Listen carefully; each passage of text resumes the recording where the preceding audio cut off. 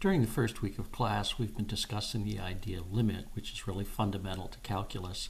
And the limit notation and definition, which we've introduced before, is that the limit as x approaches a of f of x equals L means, and here's the definition we've gone over many times in class, we can make the values of f of x as close as we like to L by choosing x values sufficiently close to a, but x does not equal a. And we've talked about various methods for computing limits, primarily graphs and tables. This video is focusing on algebraic tools for calculating limits. So we're going to take a look at an example. This first example, pardon the audio, the first example is going to consist of the limit as x approaches 2 of x squared plus 6. Okay, the graph of x squared plus 6 is merely a parabola that's been shifted up 6 units. It looks something like this. Here's 6. And if we plug 2 in, we get 4 plus 6, which is 10. It's a nice smooth curve. And we can see that as x gets closer and closer to 2, from either direction, the outputs get closer and closer to 10. In fact, the simplest way to get that limit would be to simply just plug 2 into the function to get a limit of 10. In other words, if the function is nice and smooth, and if at the point of interest, your a value, which is 2 in this case, the graph passes through in a nice smooth manner with no hole, no jump, the formal term is that the function is continuous there, then the simplest way to evaluate the limit is just to plug the point in question into the function. Okay? Now here's a slightly different example, a little bit harder. The limit as x approaches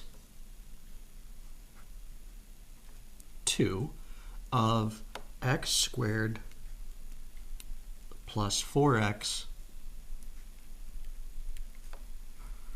minus 12 over x squared minus 4. Now, if we simply try to plug 2 into this, we get a 0 in the numerator and a 0 in the denominator, which is undefined. So we have to try something else.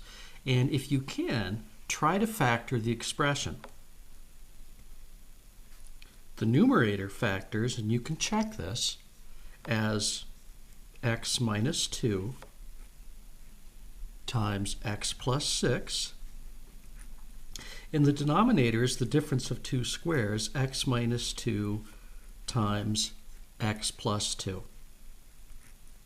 Now we see that some simplification can take place here. We can cancel the x minus 2's. Now here's something very important to keep in mind. When we cancel the x minus 2's, we're actually dividing by x minus 2, which is perfectly fine as long as x minus 2 is not 0. In other words, as long as x is not equal to 2.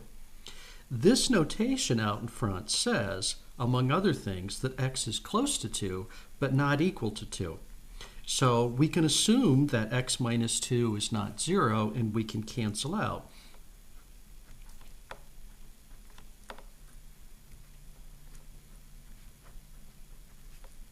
And we're left with the limit as x approaches 2 of x plus 6 over x plus 2. Now, at this point, if I was to graph this function, we would see that it is very smooth and well behaved at 2. In other words, at this stage, we can actually just plug 2 into this expression, in which case we'd get 8 over 4, which is just 2. Now, a few things to keep in mind. Notation. At each stage here, I write the limit as x approaches 2. At each stage, until the very end, when I actually plug 2 into this expression. That's important. We don't drop this limit notation until we actually do the final evaluation. Now, the algebra techniques vary from problem to problem.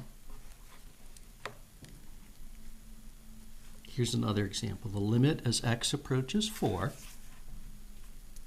of x minus 4 over square root of x minus 2. If we simply try to plug 4 in to the numerator,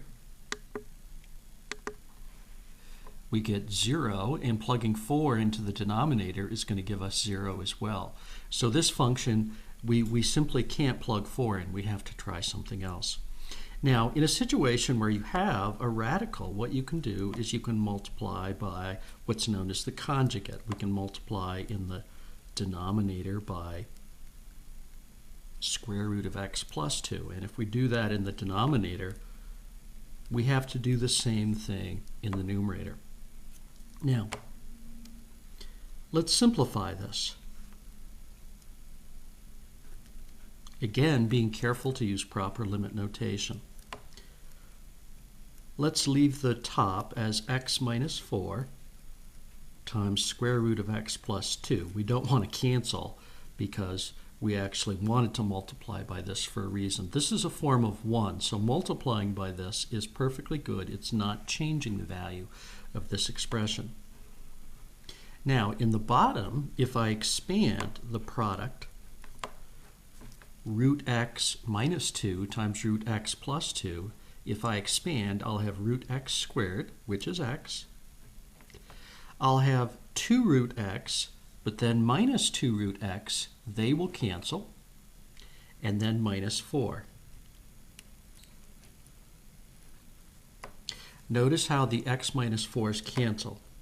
They cancel because x minus 4 is not equal to 0, or in other words, because this limit notation is telling me that x cannot equal 4. I'm also writing the limit as x approaches 4 at each stage. Now, at this point, what if I try to plug 4 into this? I get the square root of 4 plus 2. Whoopsie, this should be a 1 here. When I canceled, there should now be a 1 in the denominator.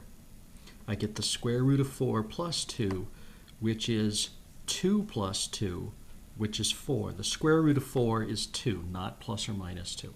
So in this case, the final value of the limit is 4. In preparation for class, I would like for you to work on the following problems. 1. The limit as x approaches 3 of x minus 9 over root x minus 3. This is very similar to the last problem. 2. The limit as x approaches 0 of 1 over 2x plus 1 minus 1 all over x. Now notice if I simply try to plug 0 in, I'll have 1 here minus 1. I'll have 0 divided by 0, which is undefined. So you'll need to do some algebra here to simplify this. And what I would suggest doing is getting a common denominator and simplifying this compound fraction. And then the third example would be the limit as x approaches 3, 2x squared minus 4x minus 6 over x squared minus 3x. And you can see that you're going to need to factor this. So do each of these 3 problems in preparation for class. Make sure that in each example you use proper limit notation. Meaning, again, we don't drop the limit notation until the very end when we substitute the number in question into the expression. I'll see you in class soon.